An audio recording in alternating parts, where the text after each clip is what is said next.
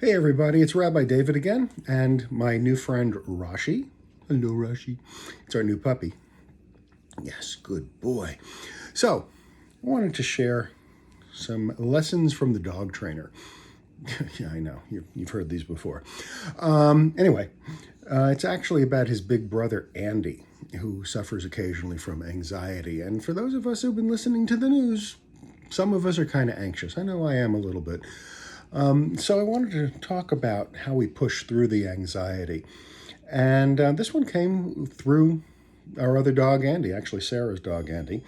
And he didn't want to go for a walk. He was sort of feeling the tension, I guess. And the trainer had suggested to us that when you have a problem with that, you got to give him some confidence. So when he sat down, instead of going for a walk, I reached over, asked him to touch, which is a command that he's learned. And in that act, I wasn't yanking him, but he was able to respond, and he got his confidence back.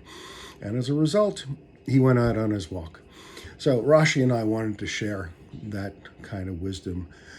And it's about us needing to push through our own anxieties at this point. So I want to suggest to us that in order for us to do that, you can probably touch your nose.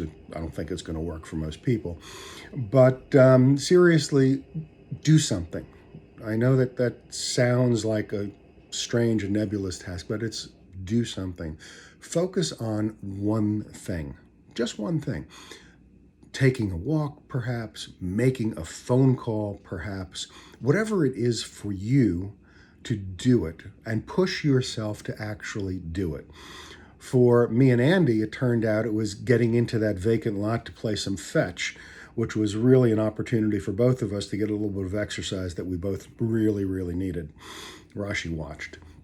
So it got me ready. By doing that, I was then able to get into my workload, preparing for the morning briefing at the Red Cross, and then reviewing the virtual Seder that's being put together by my extraordinary niece, Anne. That was an easy one. I just had to read the brilliant stuff that she's prepared.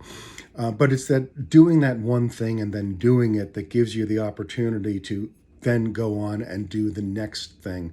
So you do the one thing, then you take a moment to enjoy the triumph, then you go move on to the next thing that you decide to do, and you repeat the process. And I know that sounds eerily like the shampoo directions on the bottle there, but I think it works.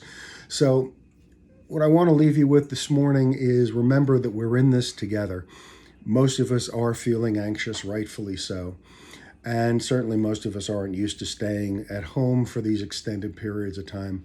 So if you don't have something like the Wonder Puppy here, reach out to others. Reach out to human beings. If you can, you should. Just pick up a phone.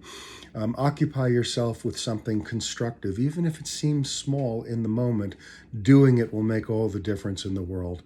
And of course, remember to stay safe and to stay healthy. This is Rabbi David and Rashi. Until later.